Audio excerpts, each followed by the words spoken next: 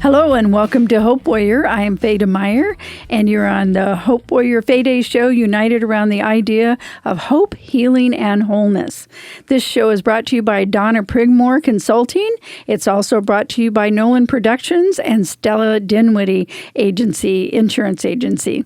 I'm here today with my friend, and actually 2 years ago in February, I got to interview General Drako, the voice of Salem, the People Station, KSOS, a guest on my show when I was on Oh the Humanity. And Drako, you were the one who introduced me to Miss Valerie Smedley. Yes, ma'am. Who 2 summers ago, not this last August, but the one before that, I got to go visit in Montgomery, Alabama. I heard. And I loved her, and I just felt like, it just felt like family. Yeah. And that's the way it is when you go to Montgomery. It is. It is. It's wonderful. It's fantastic. And it just reminded me that this has been far too long between interviewing you last time and now. That's all it reminded me. And we see each other all the time. And we see each other all the time. I just saw you at the Capitals game, and I thought, I got to book this guy. Right. So Earl Drako, affectionately known as General Drako, embodies the epitome of a self-made success story, rising from the humble beginnings of a housing project in Victor Tulane Court in Montgomery, Alabama. It became a trailblazing entrepreneur and radio mogul. From a tender age of 12, Earl's fascination with radio was sparked during a visit to the local station WXVI. Witnessing the ordinary individuals behind the microphone ignited a fire within him, planting the seeds of his ambitious dreams. Upon relocating in Southern California with his older brother to pursue his education, Earl's passion for radio did not ever wane. Graduating from high school, he furthered his studies at Irvine College, Valley College, Saddleback College, before embarking on his journey into the world of broadcasting at the Academy of Radio Broadcasting. And about what time period was that? 1980s. Okay. 86, 87. Okay. While honing his craft at the Academy, Earl, or Drako, simultaneously embarked on a nearly 2-decade-long career in LA Times, where he worked diligently in printing and production, all the while balancing the responsibilities of a devoted husband and father. Despite his successful career in printing and production, his heart remains steadfastly tethered to his childhood dream of owning his own station. In Salem, Oregon, he turned his dream into a reality by launching the internet radio station known as, with an old-school R&B format operating out of a local barbershop. This venture marked the culmination of years of unwavering dedication, determination. Now, as the proud owner of a thriving radio station with a burgeoning office in downtown Seattle, Washington, Earl's sights are set on his next ambitious endeavor with the goal of bringing the smooth sounds of jazz to the city of Seattle. He plans to launch a new smooth jazz station in the spring of 2024. So we're here. I can't wait to hear about that. Also, solidifying his status as a visionary entrepreneur and community leader. His remarkable journey and serves as a testament to the power of perseverance, passion, and the unwavering pursuit of one's dreams. From his humble beginnings in Montgomery, Alabama, to his current position, a respected radio magnate, he continues to inspire others to reach for the stars and turn their dreams into reality. So I have tons of questions, right? But you kind of answered some of them for me, because one of my questions was, what motivates you to do KSOS? Because your voice motivates me to listen to it, right? Mm-hmm. Okay, that's a good thing. Yeah. So 2 ways that I know you. I know you from KSOS, but I also know you from being the MC and the voice of announcing at the Salem Capitals. And just in the community, too, and at the chambers and different things like that. So what kind of drives you? What keeps you going? What's your big drive? Afraid of failure. That's good. And then not only that, my journey has been a long one. As you stated in the bio, it started at 12. And when I got to Southern California and went to college and got in the field of radio, started taking all the courses and stuff. And I ran into some guys that became very influential in my life. And they're no longer here. His name was Thomas Mentor. We started hip hop right when the industry started to change from old school rap, or whatever it turned into hip hop, so to speak. And I would say Chris Brown to I don't know what. No, we're talking about say from back in the day when you had the groups that really said something in their music, like Public Enemy or KRS-One, and then we go into this hip hop thing that we're into right now. And so at that time, one of the major stations in L.A. was 1580 KSOS. They had just went off the air. And that particular week that station went off the air in L.A., the following week we came on the air with what we call the OPM show, which stands for Other People's Music. Nice. And that hip hop or rap show ran for 20 plus years. That's Saturday nights, 9 to 1, and the only reason why the show actually came to an halt because Thomas Mentor passed away. And after I kind of left the show and, started venturing out on my own, he carried the torch. Yeah. And also I lost another close friend of mine. His name was Michael Mixon Moore. And he was a LA DJ.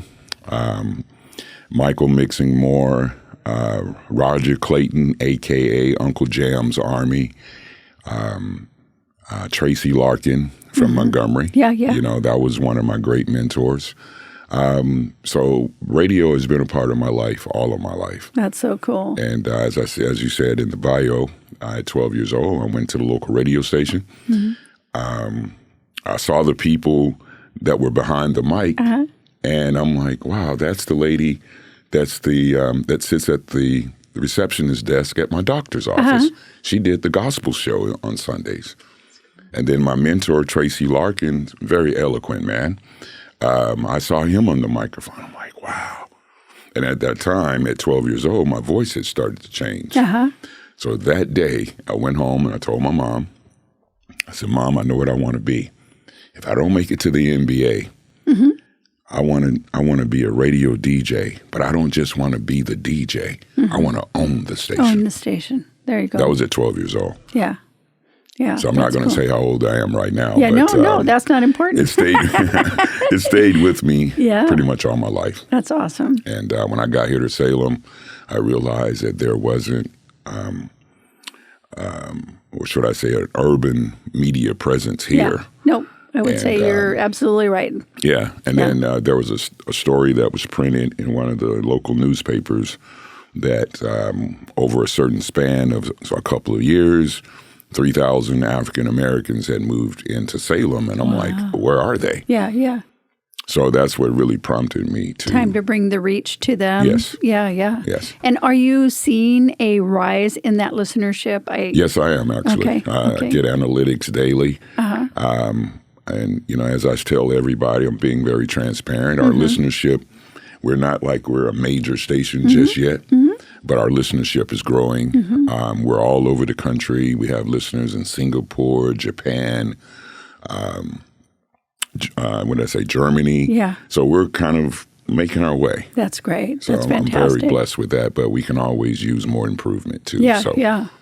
Well, one of my goals always is, and you knew this from 2 years ago, is when I hear somebody with excitement about an entrepreneurship who are trying to do something that makes a cultural difference, makes a community difference, draws people in, then I'm like, get over here. I want to talk to you, right? And then I was on a show that was more political in nature, and this isn't. This is more hope, healing, and wholeness. And the idea of building the hope, I mean, you had hope as a young child that someday you would own your own station, that you would be not just a DJ, as you said, but literally the owner, and be able to set your schedule, be able to set what the log looked like on your radio, right? The whole thing. Well, the other thing to that too, Fay, is that I'm a product of Dr. King's dream. He, there was a connection to my father. They lived right next door to each other, and actually it was right down the sidewalk from when you went from where I went to Valerie's place. Yes, it's right down the sidewalk. She literally took us. We got to go and find the church, the house. I mean, it was mind-boggling. Yeah, it takes you back in time, you know. So and she set me straight on some history that I didn't know about in terms of like Rosa Parks wasn't the first one to go to jail over this whole thing, right? And so she set me. So if anybody wants to hear about that, connect with Drako and/or connect with Valerie Smedley, and I'll put some links out there, so you guys can know.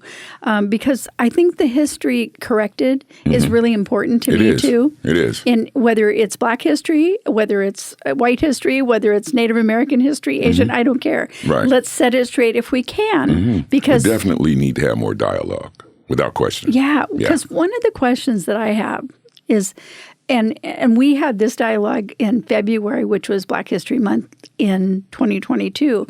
We had this kind of concept, but not the same question.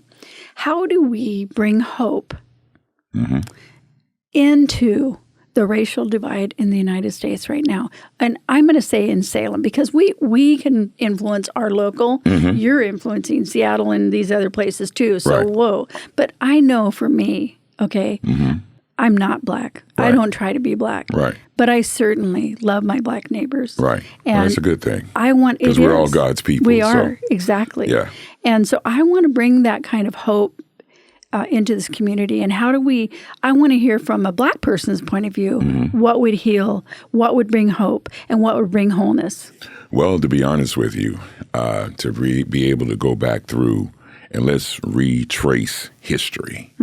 Because you have to know your history in order to know where you're going. Yeah, that's right. Right? So as a culture and as a community, instead of frowning upon us as Black folks when we come out and we speak on certain issues, we're not looking for handouts. We're not looking for handouts. And I can't say I speak for everybody. Right. But he's speaking for himself. I'm not looking for a handout. I'm not looking for a handout. You're a hardworking man. Yes, every day. That's right. You know, so I think what we want is more so to be created equal, you know, and as we see with the structure of where everything's going right now, things are not equal. We're still at the bottom of the totem pole. We still have other countries that can still come into America and have more prestige and get more of the American dream than we do. Can you give an example of that? Because I hear you. What's an example of another person coming into the U.S.? Because we're talking people, we're talking 1600s when Africans came in too. I'm just trying to get the real history, okay? That not only did white people own slaves, but Black people own slaves. The idea was that slavery is not the issue. You're talking equality here, and that's a valued principle. It is. Okay? Because we're not talking slavery anymore. We're past that. Well, we need equality. But let me clarify something. Yeah, we are past that, but we have to go back and revisit slavery because of the fact it was so impactful on our community as Black people. Which means current DNA was impacted by that trauma, I believe. Yes, I would agree with that, yes. Okay, and I agree 100%. Yeah, and then you have to look at the system. The system's been broken for a long time, and they've just been putting Band-Aids on it, right?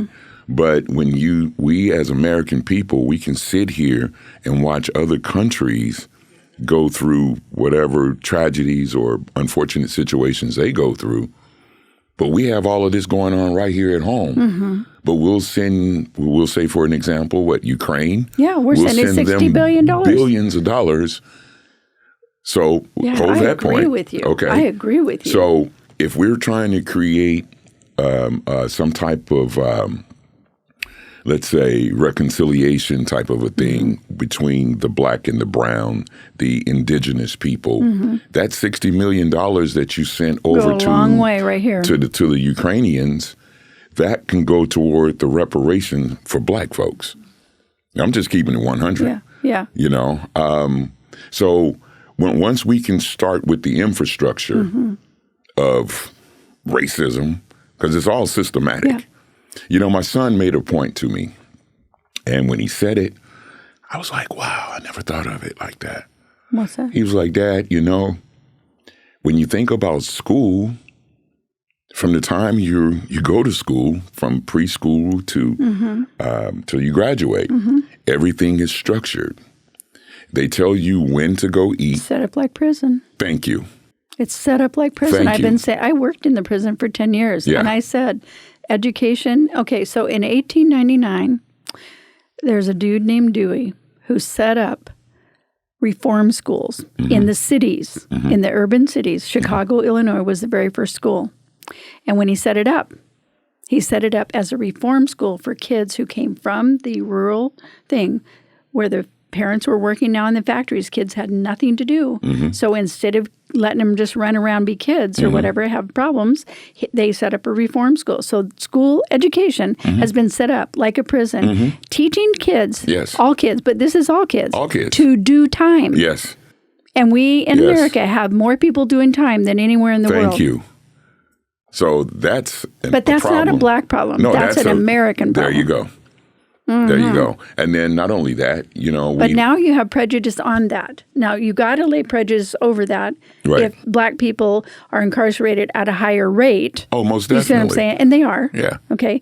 Now, truth is, since, I'll just throw this out, since Black Lives Matter came out, more black people have been killed since then. So it's showing that black lives don't matter. It never has.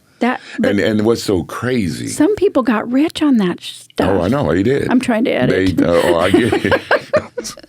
But, you know, you make a great point. The state of where we are on social issues like this, if people like yourself and myself don't open up our platforms to have these type of dialogues, we're not going to get anywhere. No. And be, like you said, transparent. Yeah. Like, this is how I feel about it. How you feel about it matters to me, or I wouldn't have asked the question. Right. Because I don't have your perspective. Right. I've got to hear your perspective and to I appreciate get better. you having me on. You know, we can talk like this all day, you know, because for me, it's about enlightening people.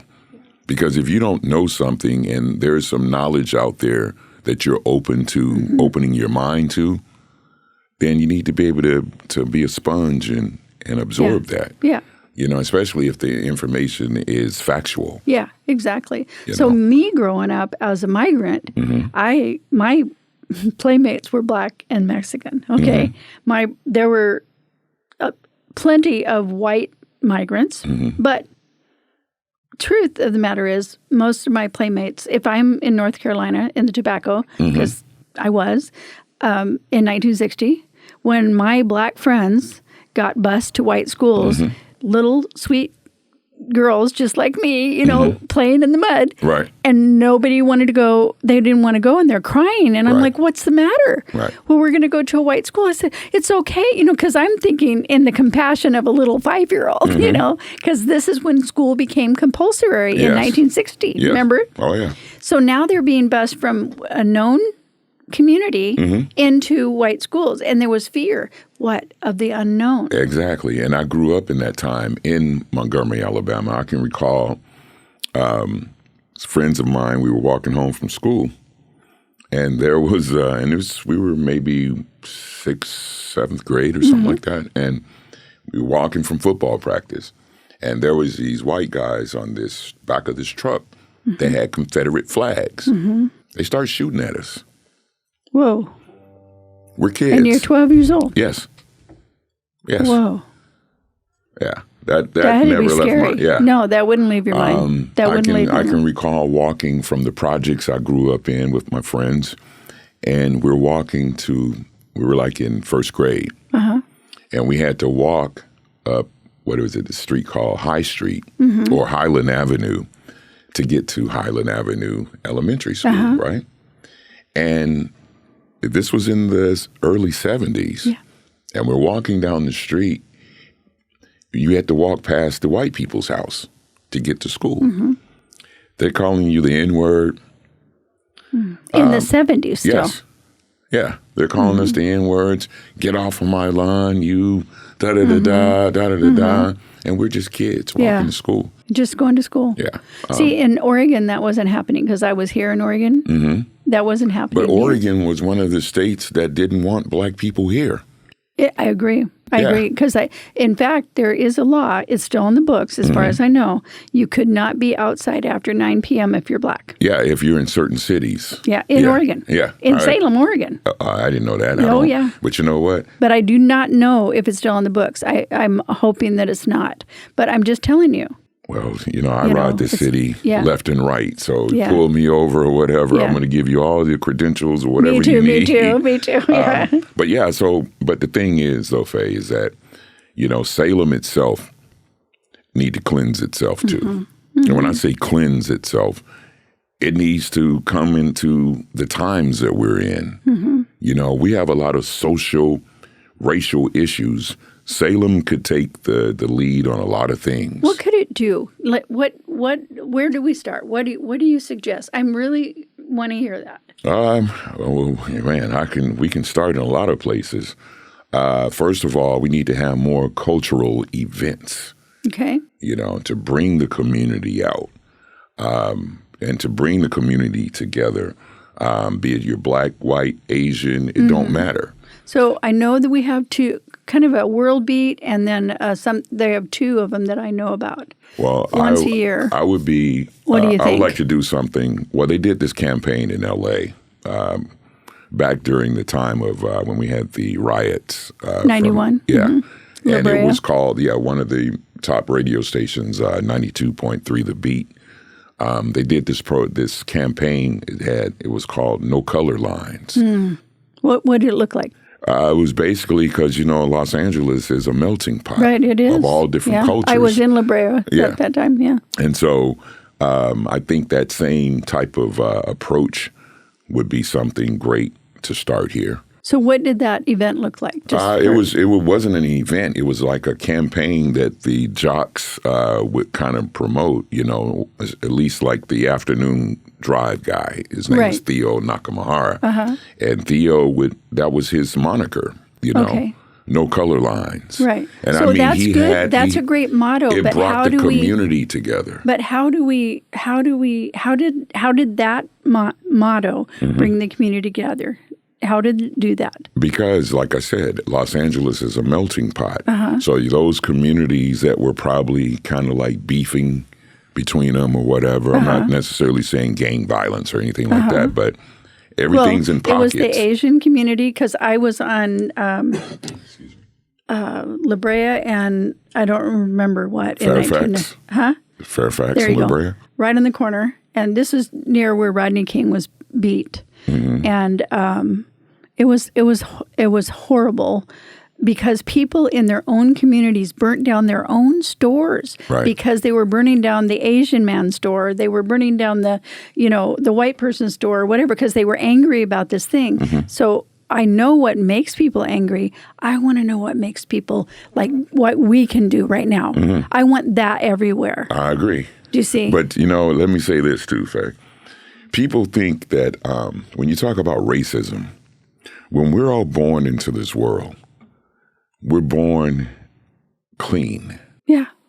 Without prejudice. Without prejudice. That's right. So my point is racism is a taught behavior. Yeah, I agree. So I agree. It starts at home. It does.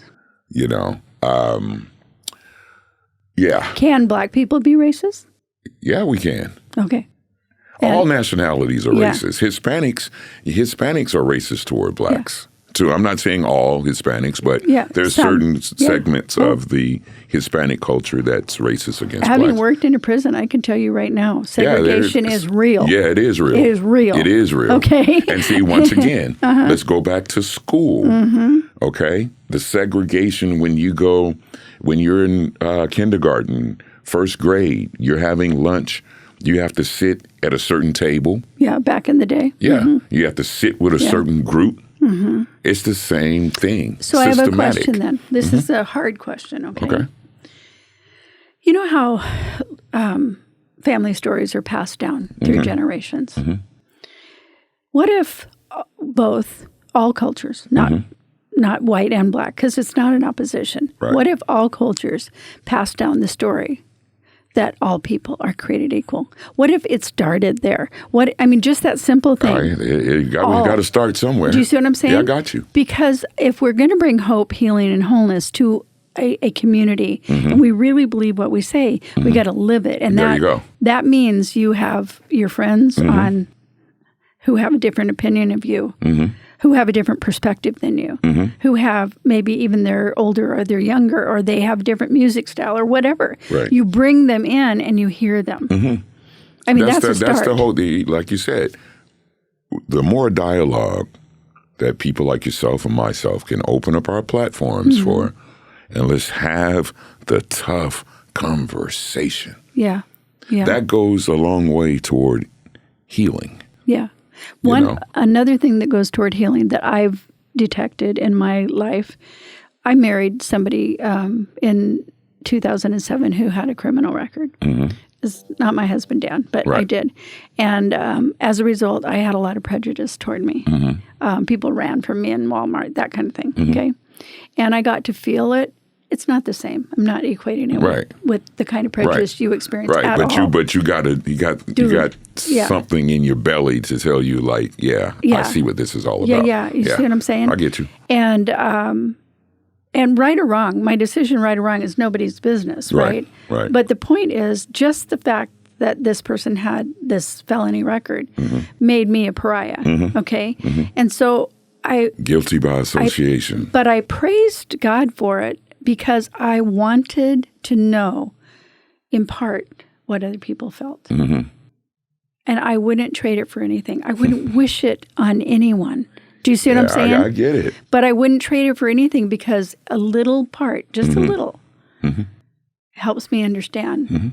My mind, when you tell me the story of walking to school at 12 and being shot at. No, that was younger than 12. Well, probably around the same age. Yeah. But do you see what I'm saying? Yeah, I got you. It blows my mind. I mean, like I said, I'm sad. And I encourage people, if you haven't made the journey, or if you don't know anything about the civil rights movement, if you don't know anything about Montgomery, Alabama, and the Southern heritage. I would say the Southern heritage period, because when I was in Louisiana, the same. When I was in Mississippi, the same. I mean, it's tough down there, even still. Yeah, it is. And it's not the same up here. No, it's not. And you know what, Faye? I'm so blessed and humbled, that God spared me. When I say spared me, He gave me a dream at an early age. And a vision. Yeah. And you had purpose. Yes. And, I didn't come from a family with a silver spoon in our mouth. My mom worked 3 jobs to send me to private school.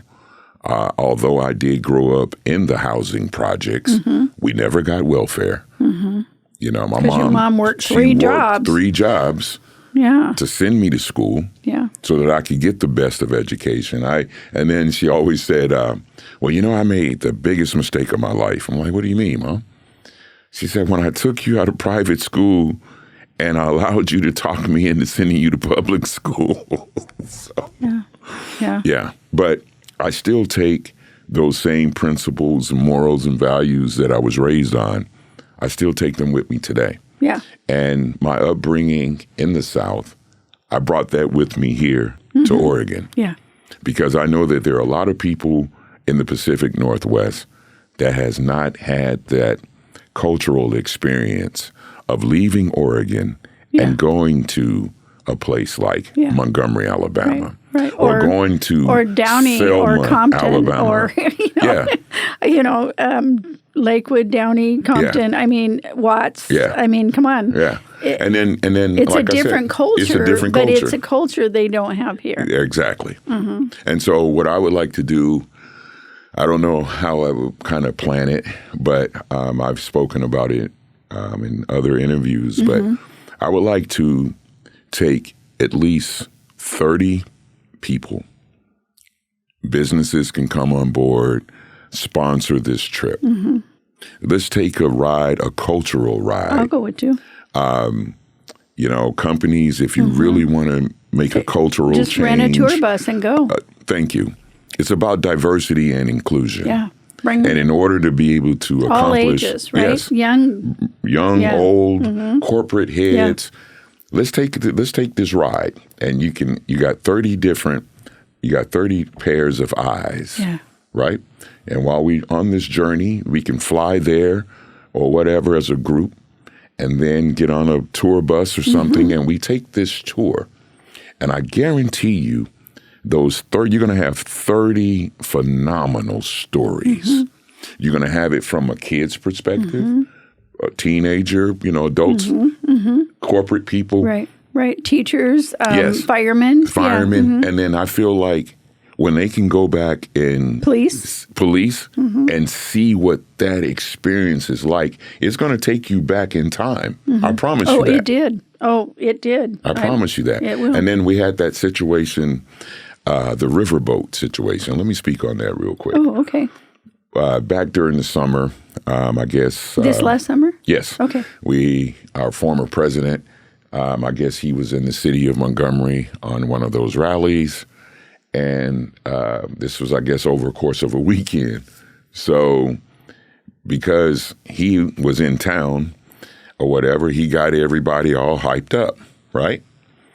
So there was this riverboat, and there was this family or whatever. I guess they had their boat docked where the riverboat was supposed to come and actually dock itself, right? These guys was the president on the riverboat? No. Oh, okay. The former president, had been in town, I guess, a night or two prior to this event happening. So the riverboat can't dock at the thing. So I guess one of the ship captains or whatever the guy role was with the boat, he goes to talk to these people. Hey, look, you need to move your boat, and da-da-da-da. They got belligerent with him. Okay, and I'm sure you saw it. It made national news.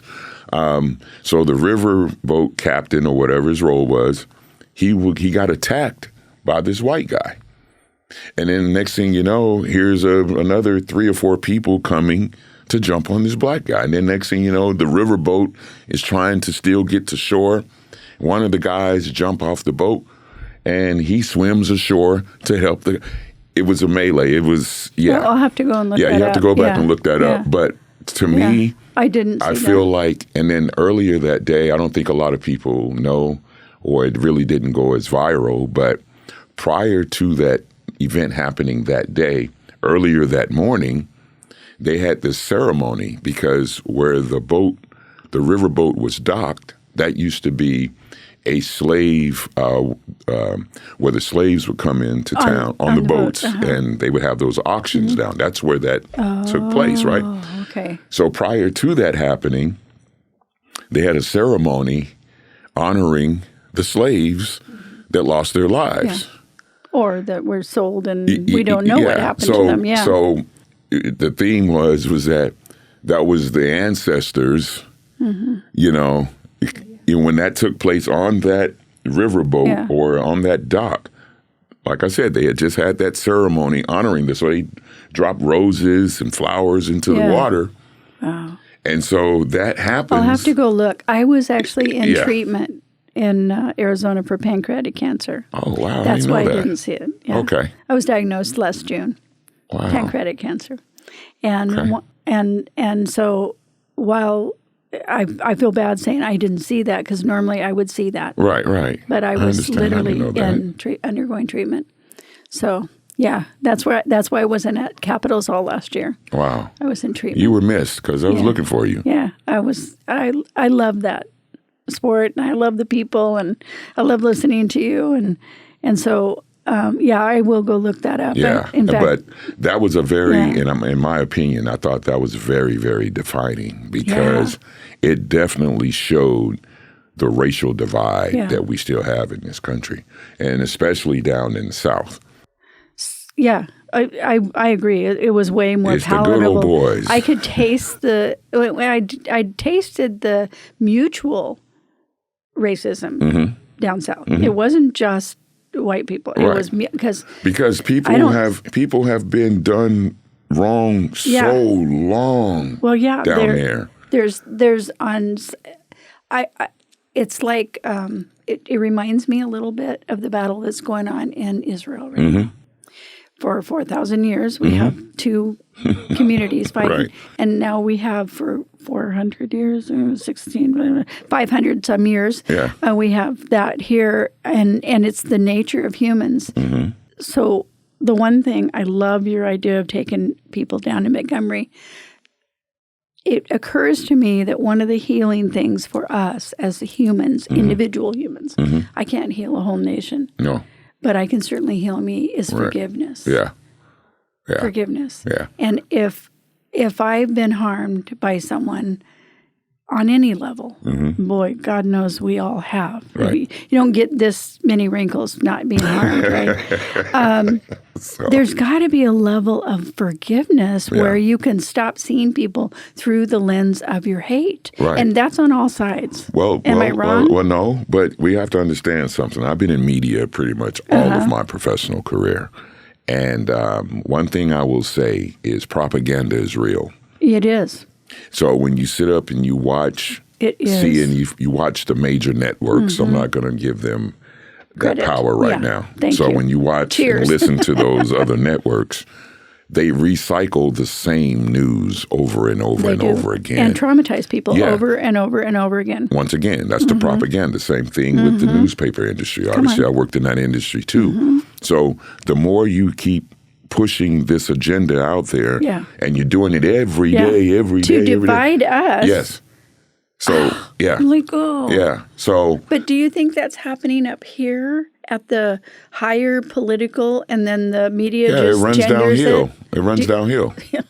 I know what you're saying. It all runs downhill. Yeah. And that's with my media platform, we're starting it out with the music. Yeah. Because music makes the world go around. It does, and it hits at the heart. It hits the soul.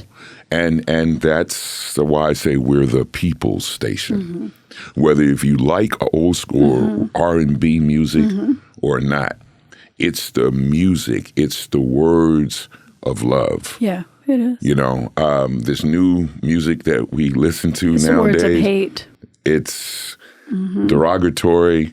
It's like when you do things when you're young. Yeah. You don't think about you're going to get older. Yeah. And, what you do when you're young, how it will follow you through life. That's why I didn't get a tattoo on my butt, because it got bigger over time. I thought a rose little petal be like this by the time. Right. And that's one thing you say when you talk about tattoos. I'm my age, and I have not one tattoo on my body. Me either. I'm leaving here the way I came here. But like I said, we have a lot of work to do, and through the grace of God, I'm willing to walk that path and put that work in, so that I can do my part in trying to make a difference. And I want to see it work. I want to see it not just. It's not just for ease of life. It's for the body and the mind. Because one of the things that I had to do when I got diagnosed is decide I was going to live and not die. You got to fight. People with this, 95% just die within 3 months of their diagnosis without help. So I wouldn't do standard of care. So I had to go and figure out what I would need to have to do to change me. Okay? And so I can take that principle and change me about how I perceive people, all people. Right. Now, just think if we can duplicate you a few million more times. I had to change because I want to live. Yeah. And I want the people that I'm around to live strong and powerful. Right.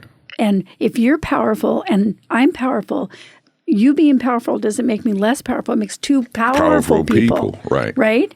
And so that's why I wanted you here. It's called a united front. Yeah, it is. And it's not, I don't know, it's inconceivable to me if we claim to be people who evolve that we can't. Right. And we won't. Right. And we choose not to. Right. But once again, those other, we got to look at how we get our information.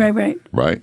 And if the information is coming from the gatekeepers of these other networks, there's only so much information they want you to know anyway. But we're going to change that. There you go. One radio station at a time. There you go. One podcast at a time. We're going to change that. We're going to make that different. And we're going to bring hope and healing and wholeness to our community. Yeah. And we're going to do it. I love that idea. I think we should sit down and get a list of people we can talk to make it happen. Right. Okay? I agree. I mean, I feel like the city of Montgomery would really embrace that. Yeah. And I'm very proud of Valerie would be where I come from. Biggest it may be one of the poorest states. Mississippi, we know, is one of the poorest states in the union, so to speak. Alabama is not too far behind. But I think to be able to go back, like I said, you got to understand your history. You do. In order to understand where you're going. And you got to understand people. Yes. I think it's another thing, too. So what we know is that people who were oppressed have developed a thing called learned helplessness. And that learned helplessness is this belief. They did studies in the 60s where they would lay these dogs on a bed and they would shock them. And then they would strap them down and then shock them more. And then when they unstrapped them and shocked them, they didn't leave. And they realized that people who didn't think that they could, they started, and they saw that with the human behavior, that a person who was oppressed, who doesn't think they can leave, they don't think they can change, they don't think, you see what I'm saying? Right. They don't. Right. It's like being a free slave. You're free. And you stay on the property. But you stay on the plantation. Come on. Yeah. That's, in a sense, that's kind 60s, of like the mindset to a degree that we still kind of roll with a little bit. And I'm over that. Case in point, it's like if you take a child and you take that child from their environment and you take that child somewhere else. Let me back up. Let me clarify this. Do you realize, and I'm sure it's like this across the country or city to city, there are some kids who've never, or people, grown-ups, or whatever, they've never left their city limits. I know. That's scary. I just interviewed my foster son. You met him, Chris. And I was with OYA doing a thing. And I said, Christian, what affected you the most about OYA? And I didn't ask about me. I just asked what affected you the most. He goes, you. And I go, what? You never gave up on me. You never lost hope in me. And you took me places. And you weren't ashamed of me. Right. And because I expected him to say, what OYA did. Right. And I'm sitting there like, now I'm trying not to flowers. Cry. Yeah. The point of the matter is you take a kid who literally was in McLaren and you bring him into your house and you treat him like a real kid, like your kid, your son. You clothe him, you treat him like your son. Right. You care for him. And when he has something on his face, you wipe it off. Right. You know what I'm saying? Right. And that is symbolic as well as literal. And now he's in his own apartment. Now this kid grew up in Hillsborough in the gangs. Okay. Wow. Okay. So you gave him an opportunity to feel to love see it and feel it different. And feel something different. He was different. at the Capitals game with me. He was at the Chamber with me. He was at the Rotary with me. Markey hired him at Chicken Shack. Okay. Mike Adams hired him so he had 2 jobs because when you're not in school in my house, you're working, son. Yeah. Just like your mama said, right? Oh, yeah. That's right. He said, you don't ride for free over here. He goes, here. you know what I did at Fay's house? He goes, I work. And when I wasn't at work, I was at school, and then I was working. And in a way, I felt bad, but then I went, yes. Right. So my point is, you just made that point. If you can take a person out of that environment mentally too, not just physically. Right. You got out of it mentally first. No, I got out of it physically first because, as you stated in the bio, my older brother who was in the military, he was stationed at the Tustin Marine Base. And he had told my mom, Mom, I want something different for him. Okay. And at that time he was married. He had just gotten married, and he had married a lady with 5 kids, and he adopted those 5 kids. And he showed up strong. Yeah, he did. And I owe my brother, and hopefully he'll get a chance to hear this interview. My brother means the world to me because he's more than my brother. He's like my father figure. I never wanted to disappoint. How much older is he than you? He's just turned 70. Okay. And is he 10 years older or just 4 or 5? What 15, 16 years older? Oh, he's something older. Like okay. Yeah. So I raised my brother too. So. Yeah. And so, my brother, my relationship with my older brother is like a father. He's like a father figure to me more than my brother. And, when he told me, he's like, man, I got a chance to listen to your show. We're on a 2-hour time difference.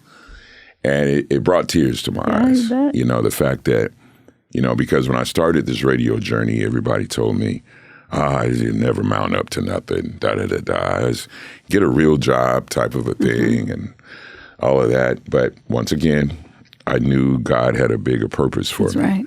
And he wanted me to be that example that you can persevere. When the odds and the bricks are stacked against you, you can persevere. Okay. It's about the energy and time that you put into that perseverance. That's right. And not sit back and wait for it to happen to you. Or for it to happen to you, or for someone to give it to you. Yeah.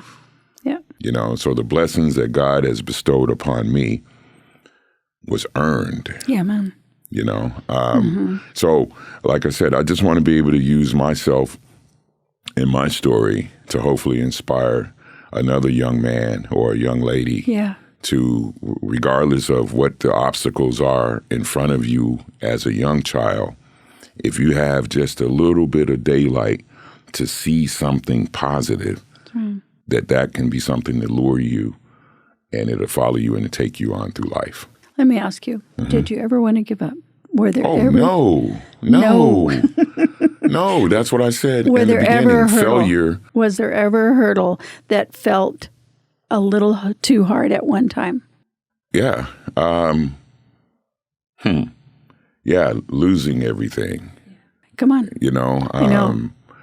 Through the grace of God, I always put him first. He rose me from the ashes. Yeah, man. Basically, to go out and pursue a dream. So you're not telling this audience that you go pursue a dream and it all happens. Oh, you had lost everything at one point. Yes. And came back out of that. Yes. Okay. Yes. And the reason I want people to know that is because that kind of perseverance is what we're here for. Yeah. And I don't mind telling the story. I mean, my employment with the Los Angeles Times was, it was a great start. It allowed me to be able to take care of my family, raise my family.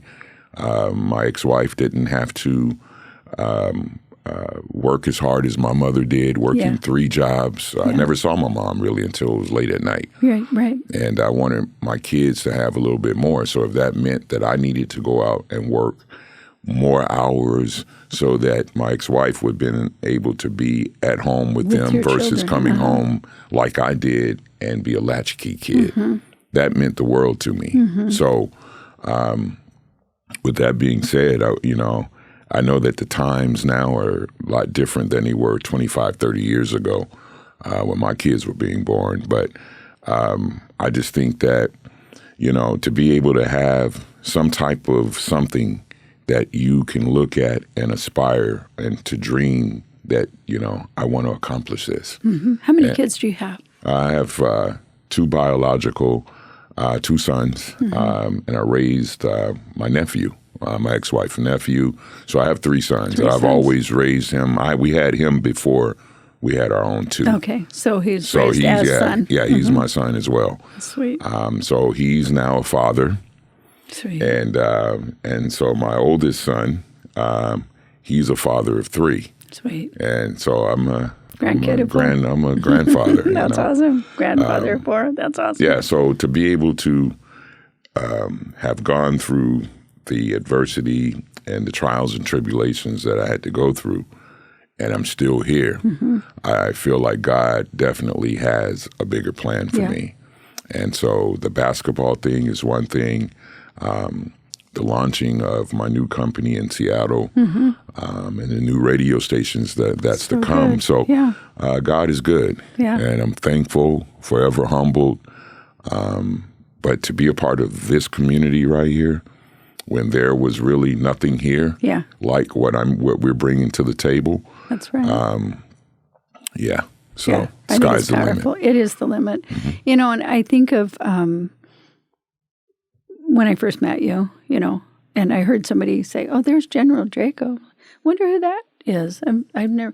We don't have a lot of black people around here, right? So what up, right? Where'd you come from, son? Right, you know what I mean? And then General. I didn't. So where did that? Where did the General come from? Yeah. Now we're going to a few years back in, I think it was 2013, 14. At this time, I was in Cleveland, Ohio. Was kind of going through changes in my personal life, divorce, separation, all that. So I needed a change of scenery. So I go to Cleveland, and I'm hanging out with my aunt there. And never wanted a guy to just sit on the couch. I'm not a couch potato kind of a guy. So I'm just sitting on the couch one day, and once again, I'm not this spiritual person where it's God, God, God, but I'm speaking because God has blessed me. So God, I had this conversation with God. God said, "Hey, get up off the couch and go look for a job right now as a PA announcer." Okay. So I got up off the couch right then, because messages like That's that. Right. You don't ignore. Right. So I got up off the couch, go to Indeed, put in PA announcer jobs. The first job that came up was the Harlem Globetrotters. Nice. Okay. So I got my demos and stuff together, and I submitted my demo. Well, they called 2 days later, and they said, "Hey, look, are you interested in? We would like to have you come to." I think they were in Pennsylvania, and they wanted to know if I was interested in coming to Pennsylvania for an audition.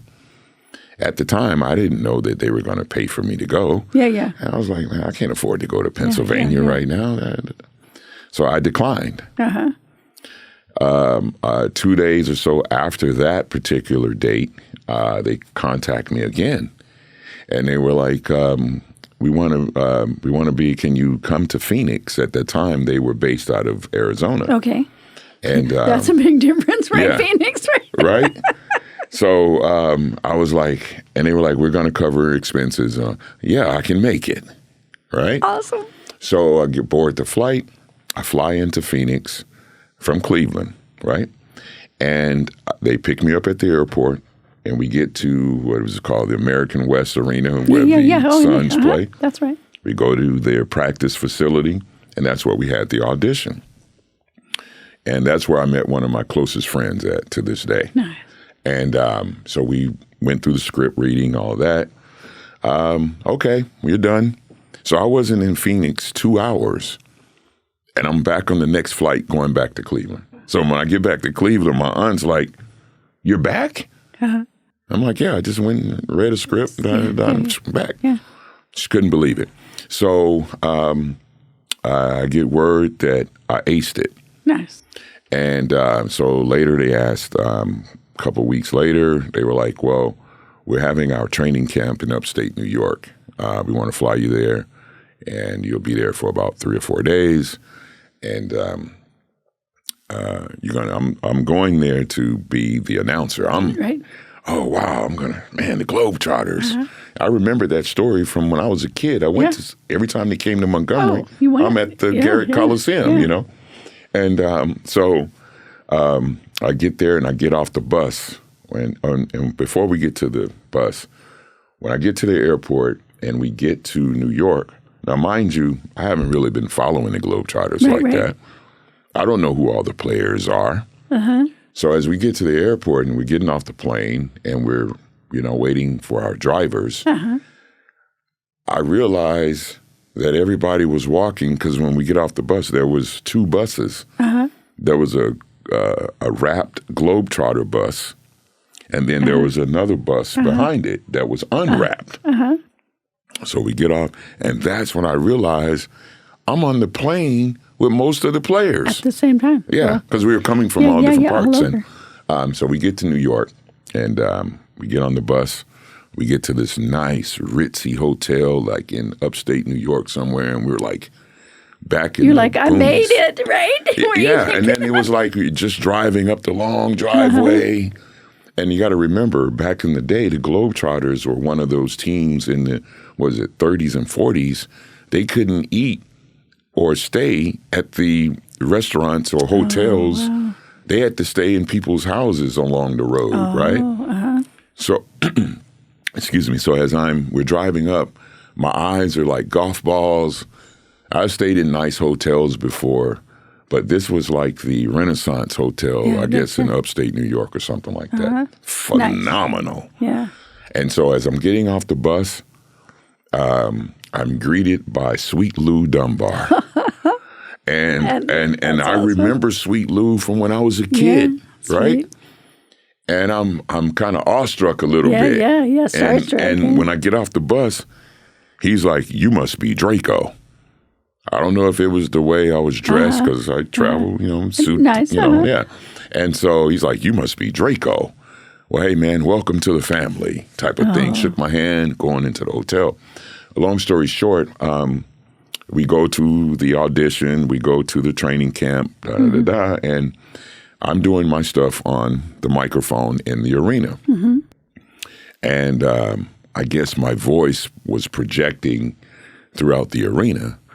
And it was kind of scary because of the script that they had me reading. Yeah. I had to add more emphasis on certain things or whatever. And so they come back. Because then your name and boom. Yes. Yeah, I get you.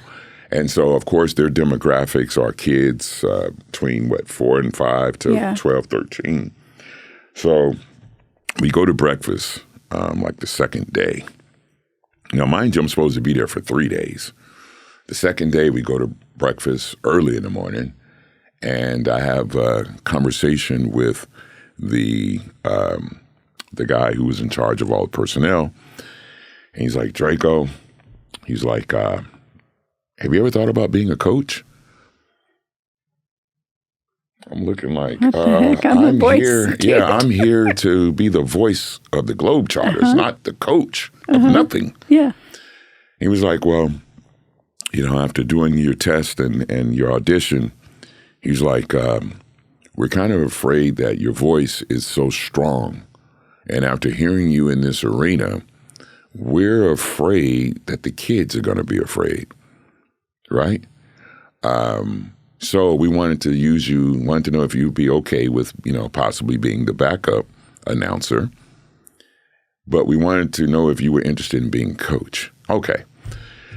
Who am I coaching? They look at each other. The Washington Generals. That's how you got General? Yeah. And so immediately... Which was the opposing team, by the way, to Harlem Globe. So immediately... How fun. I'm pissed. Because I felt like... Second string? Well, not just second string. That wasn't what I came out here for. Do you think they tricked you? I don't know. Did it feel like it? A little? Yeah, I guess. Felt manipulated a teeny? A little bit. Yeah. And so, they said, so I go back up to my room, and my roommate his name is Mr. Coleman. And he's the voice, he was the hype man for the Detroit Pistons, along with Mr. Mason. Mr. Mason is the voice of the Pistons, but this guy, Mr. Coleman, he's like the hype guy that goes out on the court. Anyway, similar to what you do when you're at the Capitals. But so that was my roommate, so I go back up, and I'm like, man, I'm almost in tears. He's like, "Drako, what's wrong, man?" I'm like, "Man, they told me I'm going to be, I got to be the backup announcer for the Globetrotters. But they want me to be the coach of the Washington Generals. Man, I'm not losing every night. Da-da-da-da. And I'm just, I'm pissed, you know? Because it's actually part of the shtick. Yeah, it's part of the shtick, but I wasn't thinking about it like that. So He turns around, Steve Coleman. Steve turns around and he's like, Drako, what are you talking about? That's a pay increase. I'm like, really? Bonus. Okay, that changes things. So the next morning I go down and I give the management, look, I'll go through with it, whatever. So instead of me being there for 3 days, I'm there for the entire training camp. Wow. For the entire training camp. That's awesome. And so we have our first game coming out of training camp. We were at Stony Brook College in New York. And one of my idols just happened to be sitting in the stands on the front row. Who's that? The late Daryl Dawkins. Oh, whoa. And then when we were walking out, and this is when I knew this was real, mm-hmm. The Generals coach, he's usually the Joker or the Penguin. They got you doing all these goofy things. My demeanor, I'm very serious. So he said, well, hey, do you have a suit or something? I travel with at least 3 suits, And so, okay, we're going to have photo day. You got a picture day with your team tomorrow. Team's coming in. Now I'm meeting all these teams like the next day. So we take our photos and all that. We have our first game at Stony Brook. So as we get in there, we're getting dressed in the locker room and all this, and it had about maybe 9,000 people there. Nice. And so as we're standing in the tunnel, and my team is getting all hyped and ready to go, excited? Right? Yeah. And so at this time, that particular tour, it was the Washington Generals Revenge Tour, right? And the Revenge Tour was, I was supposed to have been one of the players that played on that 71 team that beat the Globetrotters. I don't know if you remember that game. It was on Wild World of Sports, And so I happened to be a player that played on that team. That was the script for the show. Right. And so I've never been booed like that, hard. right? Oh. So as we are, the lights they cut the lights out, and my guy Jarrett, he was a part of the story too. He went on to become the voice of the Globetrotters, and I was going to be his backup. I see. Okay. So he got the job, and I took the General's job. But so as I'm standing in the tunnel, and I'm taking in all the ambiance, the lights, the crowd, da-da-da-da. And then they welcome the Washington Generals, the head coach of the Washington Generals, General Drako. There it was. And so I walk out on the floor. It was like WWE, WWF. Yeah, sounds like it. Yeah. And that's what I meant when I said, now I get it. Yeah. So I walk out on the floor, and of course I had lines I had to go through. And I walk around and I look through the wrestlers, Yeah.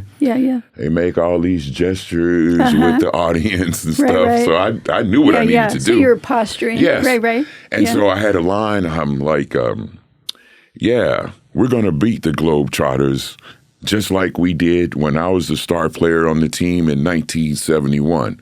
We will beat the Globetrotters. I never heard so many boos in my life. I felt like people were throwing cans at me, all of that. But that was a really defining moment. How long were you in that position then? For about 7 months. And when we were 2 days away from playing at Madison Square Garden. And I had, purple's my favorite color. Yeah, so I had a nice purple suit. I could just see my God. The Stacey Adams was, And so I get released 2 days before we were to play at Madison Square Garden. Oh, wow. That was, That had to be hard. Yeah, that was hard. Talk about a setback, right? Yeah.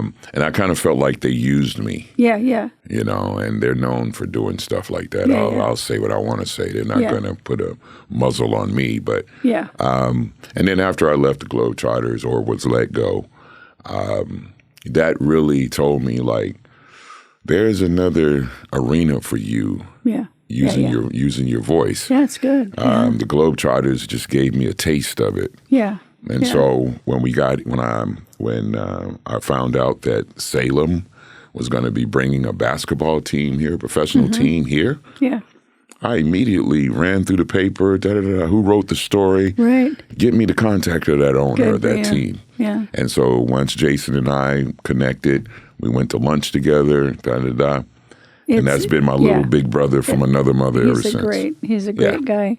Well, I appreciate you being here. I appreciate your frankness. I appreciate You're going to get that all the time. And I don't mince my words. So. I know that, and I love that. And I love hearing the story. I don't think I've ever heard you unpack the whole story of the General. Yeah. So I love that. You got a little taste of that. And I didn't want to interrupt it, so I just wanted that to happen. Right. And I hope we can do the project that you're talking about. Love to put that together. We'll call it the Montgomery Tour. Yes. Okay. And so let's talk and we about have that. Valerie be the tour guide. Be the tour guide. That's right. That's who we'll pay to be the tour guide. Yeah. And so we just have to get the backing behind that. I think that's a good plan. Let's put this together. Let's do it. And we don't want to go in the summertime, though. No. The humidity is real. It is real. I was there in September, early September, and it was just lovely, though. Absolutely lovely. And I hope we can do this again. And most definitely. If you, as you're launching more of your radio show and your listenership goes up and whatever, I want to come back and I want to do an update. For sure. And I'd just like to have you tune in more. Yeah. I'm on the air for those of you listening, watching this podcast. The Quiet Storm is the name of my show, and it's on the air Tuesday, Wednesday, and Thursday nights, 8 p.m. till midnight, and that's Pacific Standard Time. And it's old school R&B and slow jams. It's so good because this is, I'm going to give a secret. This is one of the things that I play when my husband and I want to have some time. Oh, okay. So, good to know. Good to know. Yes, okay? indeed. And that's what the Quiet Storm is all about, bringing couples together after you put the kids to bed at night. It's good. And since we don't have kids, we get more couple time. There you go. Anyway, thank you again. Thank you for having me, Faye. All right. We'll talk to you later. All right. Bye-bye. Bye-bye.